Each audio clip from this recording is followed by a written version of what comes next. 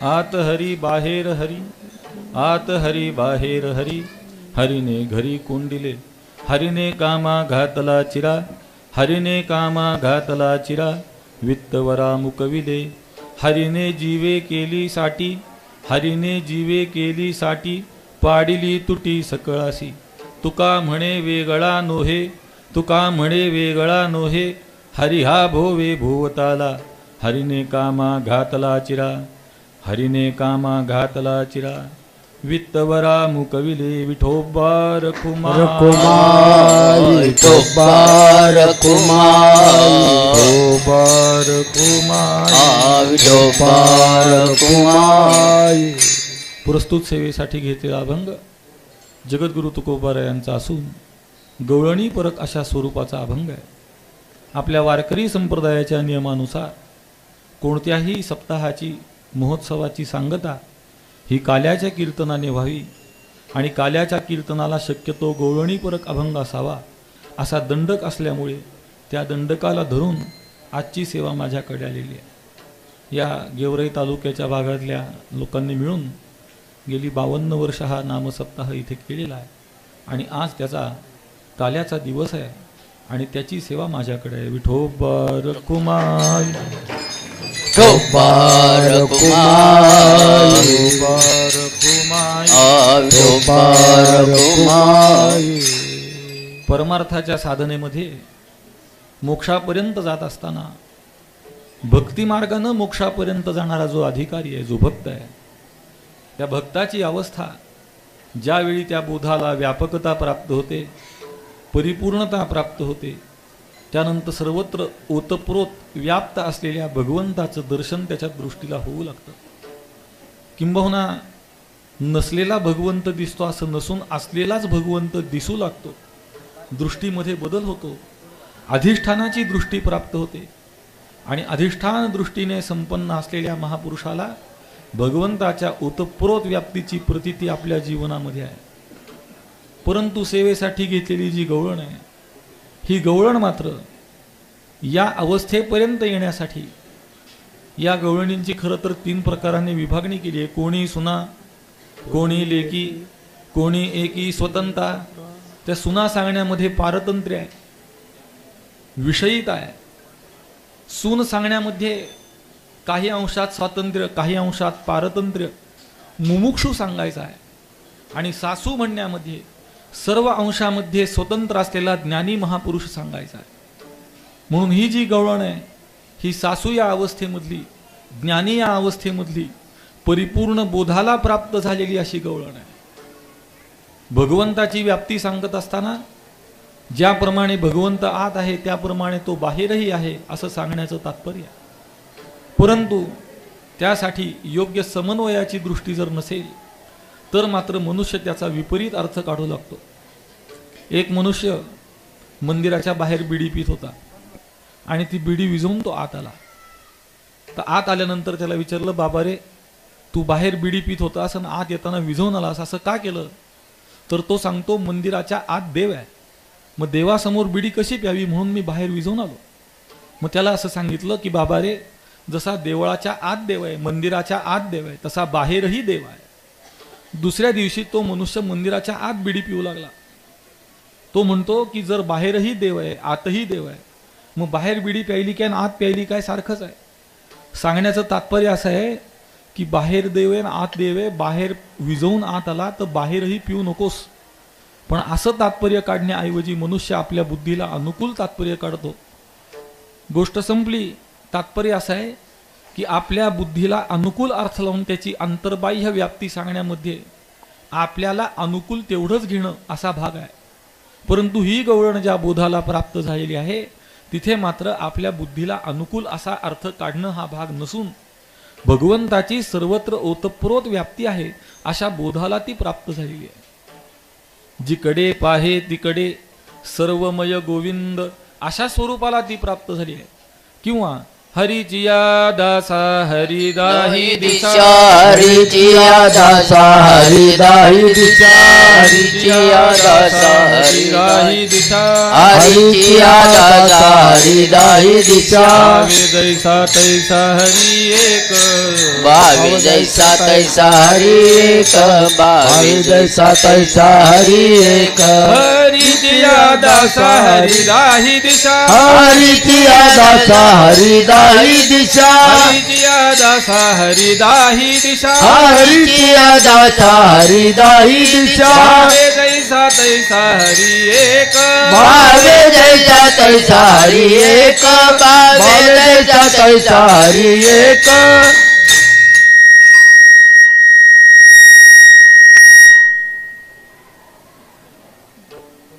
हरिचिया दासा हरिदाही दिशा भावे जैसा तैसा हरि एक ही भगवंताच्या व्याप्तीची आलेली अनुभूती आहे. भगवंताच्या व्यापकतेला स्वानुभूतीने सांगणं आहे.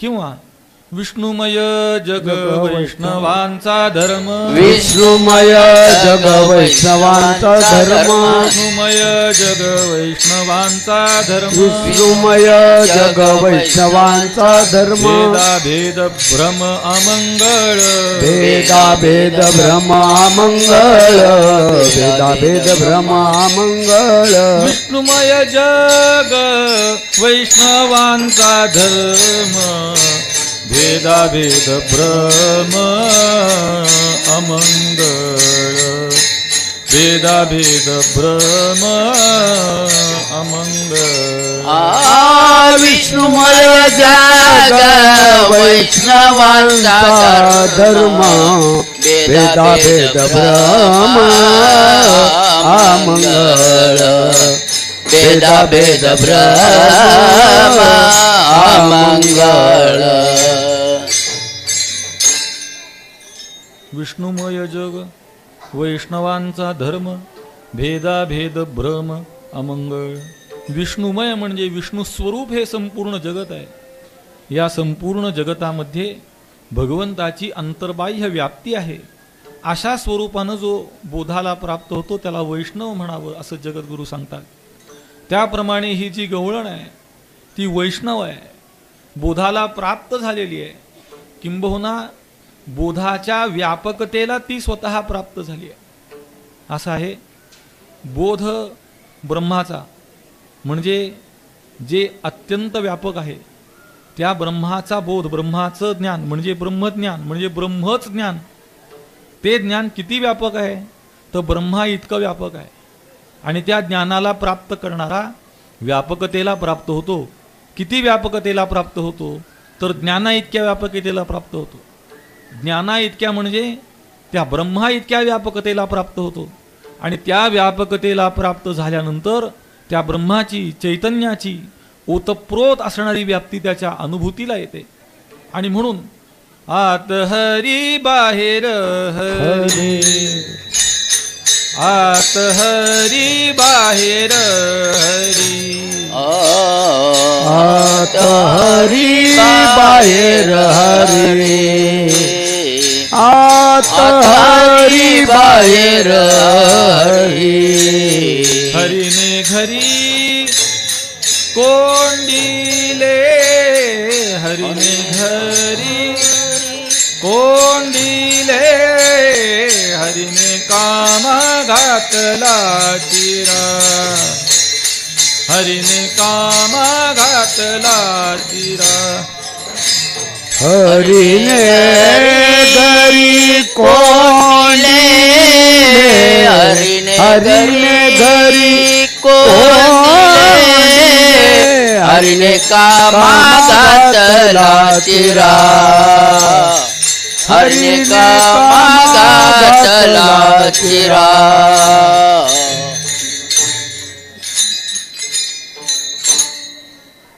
खरं तर असं आहे की ज्यावेळी व्यापक बोधाची अनुभूती येते तेव्हा ती शब्दामध्ये सांगता येत नाही. किंबहुना नियम असा आहे की कोणताही अनुभव हा अनुभवाला विषय होत नाही, कोणतंही ज्ञान ज्ञानाला विषय होत नाही.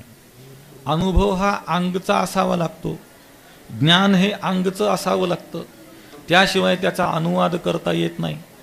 पण भगवंतांनी संतांना दिलेलं जे सामर्थ्य आहे, संत हे स्वतः अवतार आहेत, संत हे स्वतः ब्रह्ममूर्ती आहेत, संत हे स्वतः देवच आहेत, त्यामुळे त्यांना अनुभूतीचा अनुवाद करता येतो. देवते संत देवते संत देवते संत देवते संत देवते संत देवते संत देवते संत देवते संत निमित्त त्या प्रतिमा निमित्त त्या प्रतिमा निमित्त्या प्रतिमा निमित्त्या प्रतिमा निमित्त्या प्रतिमा निमित्त्या प्रतिमा देवते संत निमित्त त्या प्रतिमा निमित्त त्या प्रतिमा निमित्त त्या प्रतिमा देवते संत देवते संत निमित्तच्या प्रतिमा निमित्तच्या प्रतिमा निमित्तच्या प्रतिमा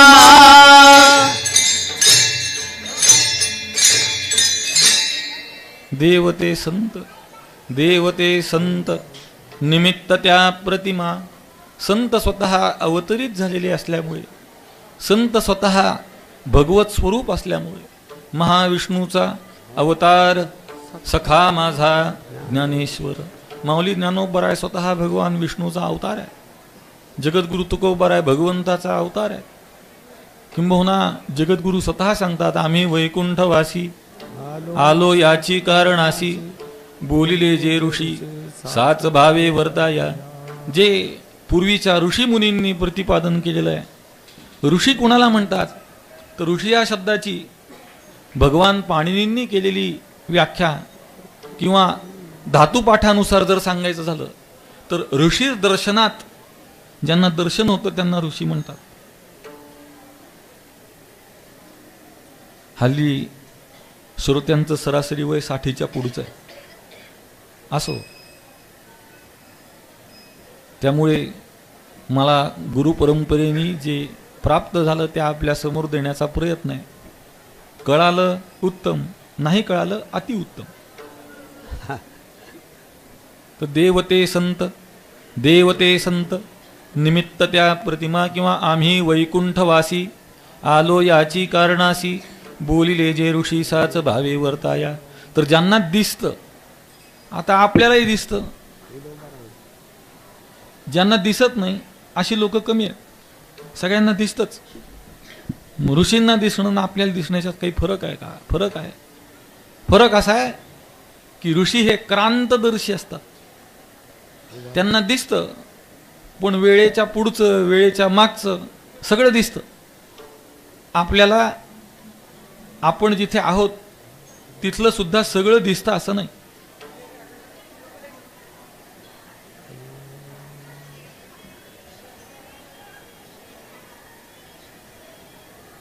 आपण रस्त्याने चालताना, आता इथे आपण आहोत, इथे 100-200 वस्तू आहेत. त्या 100-200 वस्तूंचं आपल्याला ज्ञान होत नाही. आपल्याला एखाद्या वस्तूचं ज्ञान होतं, एखाद्या वस्तूचं होत नाही, किंवा एखाद्याच वस्तूचं ज्ञान होतं, बाकीच्या वस्तूंचं होत नाही. त्याचं कारण आपली वृत्ती, आपली दृष्टी ही अत्यंत मर्यादित असल्यामुळे त्या दृग्गोचर होणाऱ्या पदार्थांमध्ये सुद्धा काही मर्यादित पदार्थ आपल्या दृष्टीला गोचर होतात. आणि ते सुद्धा केव्हा गोचर होतात तर आपली दृष्टी निर्दुष्ट असली पाहिजे, दृष्टीमध्ये दोष नसला पाहिजे, आणि दुसरं दृष्टीला कशाचं तरी साह्य असलं पाहिजे.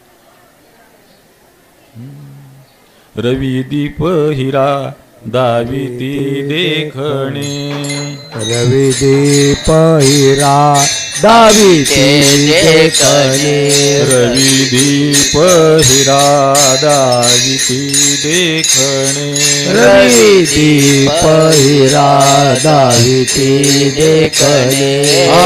अदृश्य दर्शने संतांकिया अदृश्य दर्शने संतांकिया, अदृश्य दर्शने संतांकिया, अदृश्य दर्शने संतांची रवी दीप हिरा दाविती देखणे रवी दीप हिरा दाविती देखणे रवी दीप हिरा दाविती देखणे रवी दीप हिरा दाविती देखणे अदृश्य दर्शने संताचिया अदृश्य दर्शने संताचिया अदृश्य दर्शने संतांचिया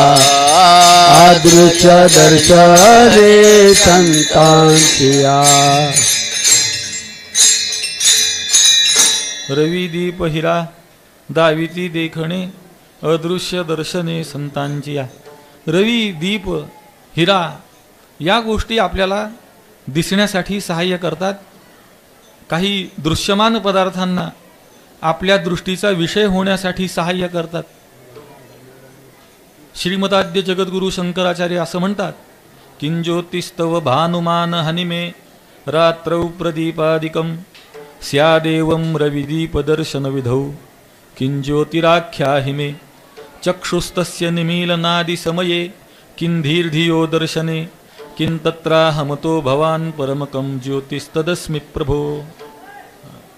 या संपूर्ण जगतामध्ये ज्योतिस्वरूप कोण आहे, प्रकाश स्वरूप कोण आहे? काय गोंगाट करता तो माणसं.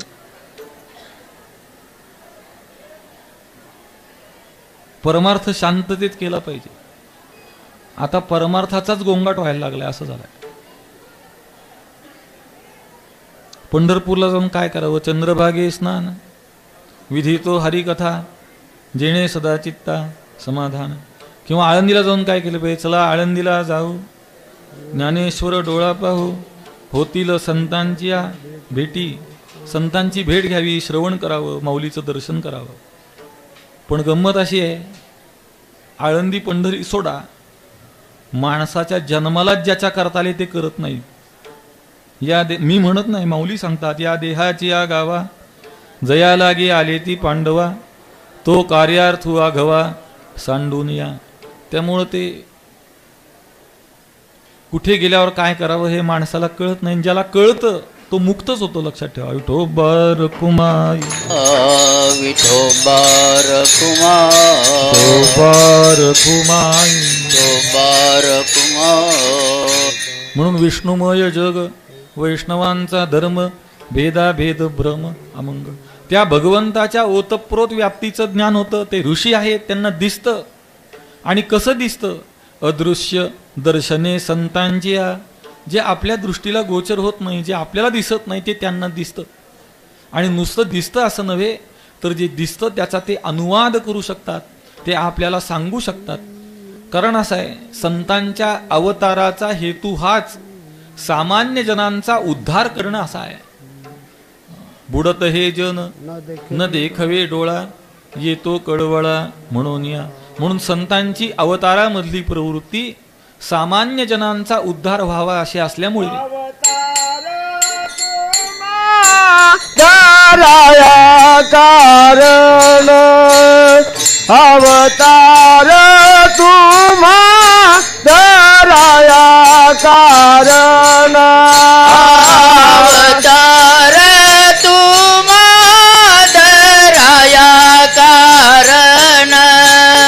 अवतार तुम्हा दराया कारण.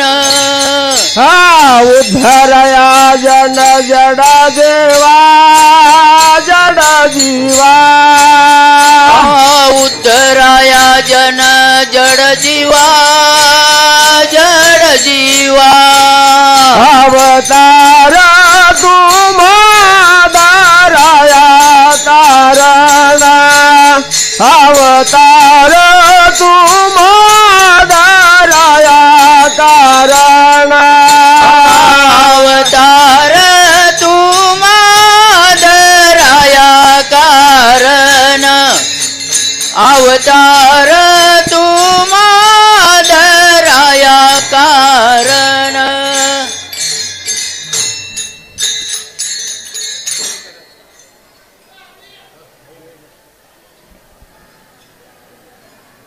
विठोबा रखुमाई विठोबा रखुमाई. माऊली खाली बसा.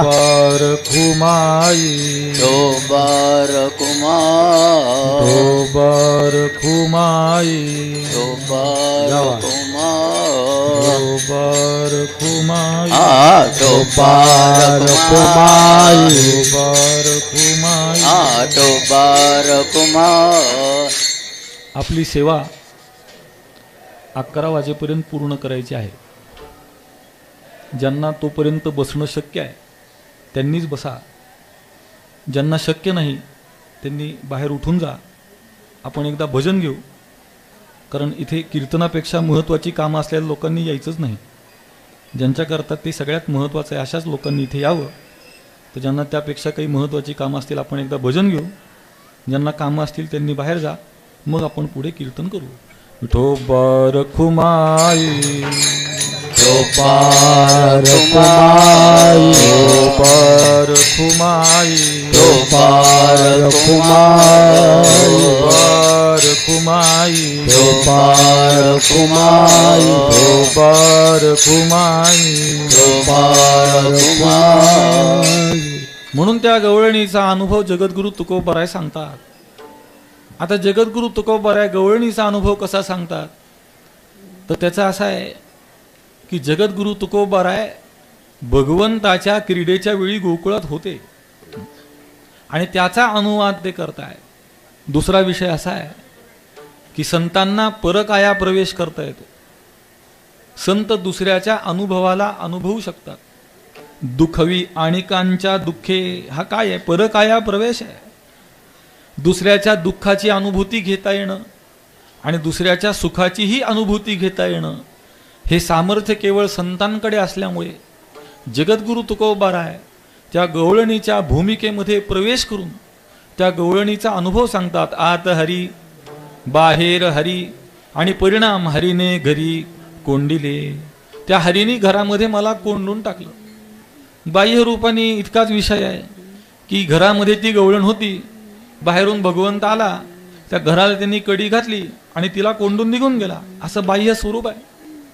पण थोडा अंतरंग स्वरूपाने विचार करायचा झाला तर बोधाची व्यापकता प्राप्त झाल्यामुळे निष्काम कर्मापासून सुरू झालेला प्रवास नैष्कर्म्य अवस्थेपर्यंत येऊन पोचला, असं त्या सांगण्यामागचा भाव आहे. जशी जशी व्यापकता वृद्धिंगत होत जाते तशी तशी क्रिया न्यून होत जाते. उदाहरण सांगायचं झालं तर आपलं हे शरीर अत्यंत परिच्छिन्न असणारं एका ठिकाणाहून दुसऱ्या ठिकाणी जातं. आता आम्ही आश्रमातून निघालो, इथे आलो तर येताना त्या गाडीमध्ये बसून आलो.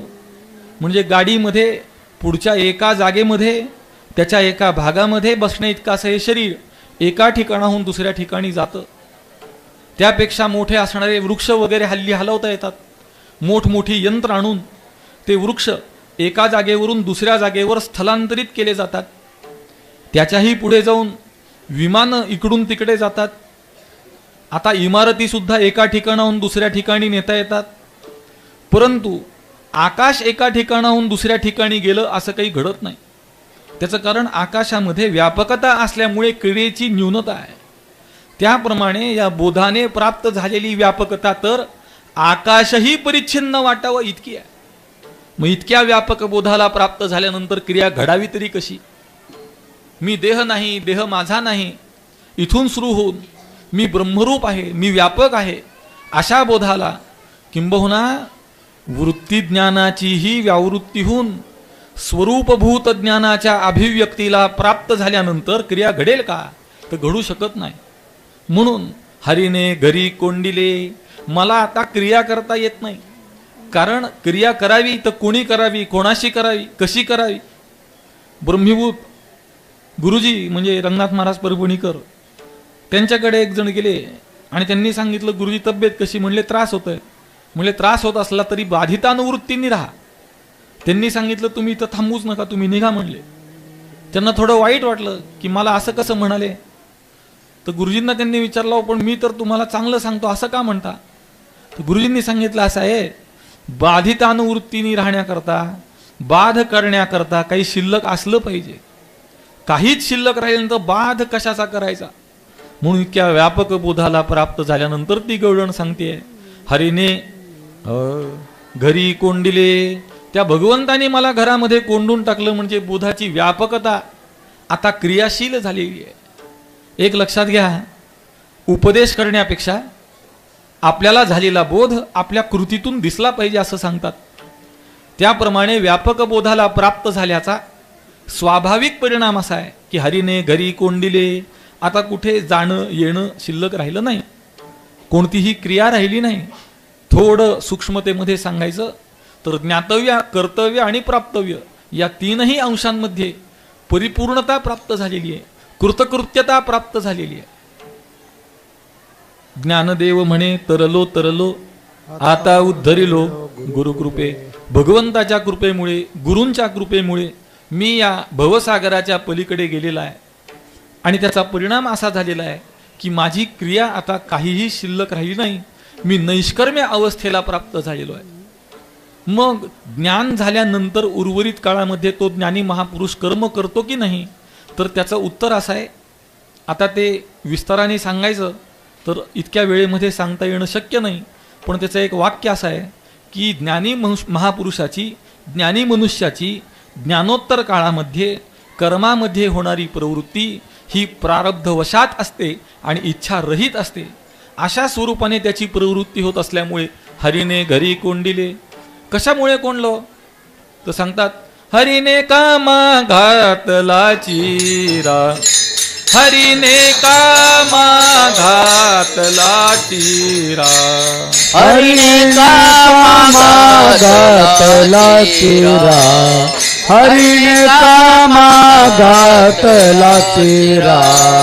वित्तवरा मुकविले, वित्तवरा मुकविले, मुकविले, हरीने कामा घातला चिरा, हरीने कामा घातला चिरा.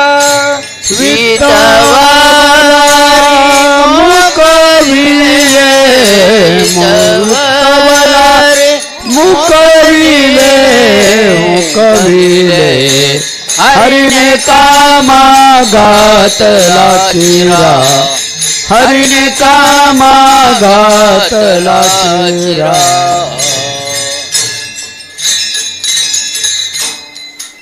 हरीने कामा घातला चिरा, वित्तवरा मुकविले.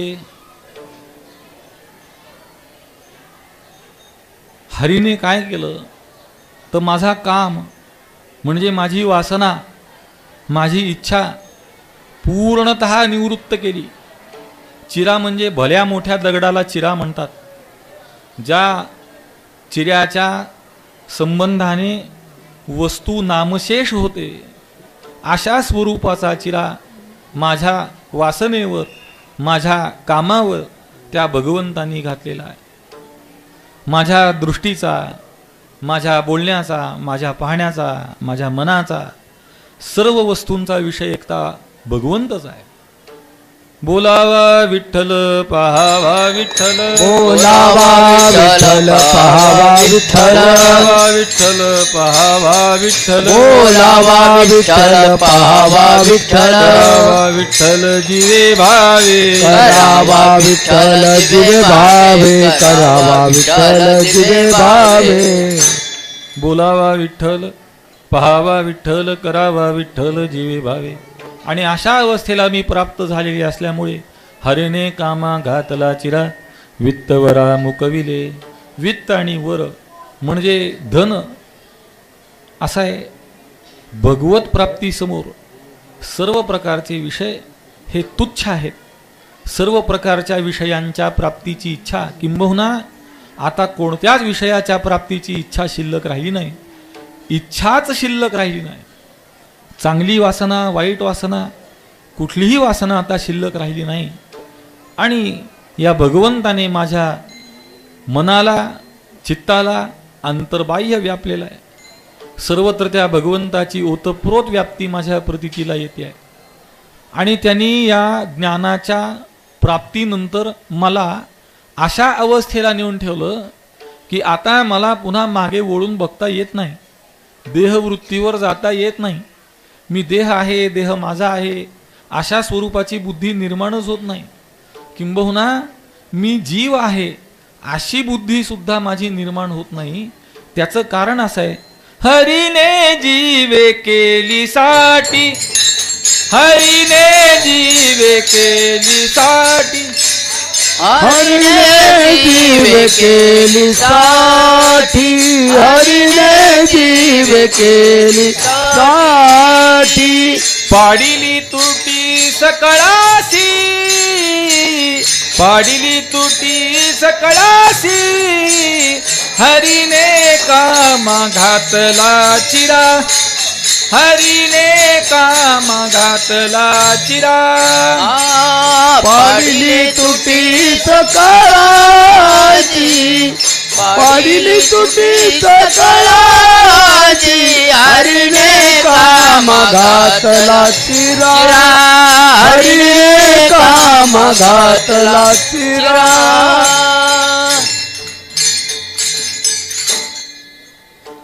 हरीने जीवे केली साठी, पाडिली तुटी सकळांसी. इथे साठी हा जो शब्द आलाय, तर आपल्याकडे पूर्वीच्या काळामध्ये साट लोट अशी पद्धत होती. म्हणजे ज्या घरामध्ये मुलगी द्यायची त्या घरातली मुलगी करायची, याला साट लोट असं म्हणतात. आता हिंदूंमध्ये एका घरात 2 मुली राहिल्याच नाहीत. आता ते इथे सांगण्याचा विषय नाही विस्ताराने, पण हिंदूंना नियम वेगळे आहेत आणि बाकीच्यांना नियम वेगळे आहेत, लक्षात ठेवा. असो, तर इथे साट लोट सांगण्यामध्ये या भगवंतानी माझ्याशी साट लोट केलं. आणि कशाशी केलं तर जीवे केली साठी, माझ्या जीवाशी साट लोट केलं. म्हणजे माझ्या जीवदशेचं त्याने हरण केलं आणि त्याची व्यापकता मला प्रदान केली. अशा स्वरूपाचं साट लोट केल्यामुळे पाडिली तुटी सकळांशी, सगळ्यांशी माझी तुटी पाडली, सगळ्यांहून मला वेगळं केलं. त्याचं कारण काय? कारण असं आहे, जोपर्यंत देहात्मबुद्धी आहे, जोपर्यंत परिच्छिन्नतेची भ्रांती आहे, जोपर्यंत परोक्षतेची भ्रांती आहे, तोपर्यंतच हा व्यवहार होऊ शकतो. एकदा काही भ्रांती निवृत्त झाली की भगवंताशी आपलं असलेलं एकत्व आपल्या अनुभवाला येतं आणि त्याचा परिणाम आपण त्याच्याहून वेगळं राहत नाही आणि इतरांपासून वेगळं होतो. म्हणून तुका म्हणे वेगळा नोहे, तुका म्हणे वेगळा नोहे, तुका म्हणे वेगळा नोहे, तुका म्हणे वेगळा नोहे. हरी हा भोवे भोवताला, हरी हा भोवे भोवताला, भोवताला, हरीने कामा घातला चिरा, हरीने कामा घातला चिरा. भोवताला, भोवे भोवताला, भोवताला, हरिने कामा घातला चिरा, हरिने कामा घातला चिरा. तुका म्हणे वेगळा नोहे, हरी हा भोवे भोवताला. आता त्या भगवंताच्या स्वरूपाहून मी वेगळा शिल्लक राहिलो नाही.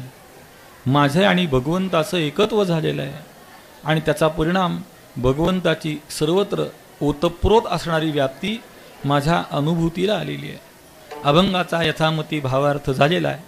संप्रदायपूर्वक भजन करू. उर्वरित काळामध्ये भगवंताचं काहीसं चरित्र प्रतिपादन करून आपल्या सेवेला विराम द्यायचा आहे. ज्यांना देवानी चांगलं तोंड हात वगैरे दिलंय त्यांनी आमच्याबरोबर भजनामध्ये सहभागी व्हा. ज्यांना ते दिलेलं नसेल त्यांच्याविषयी कुठलीही तक्रार नाही. संप्रदायपूर्वक भजन. विठोबा रखुमाई.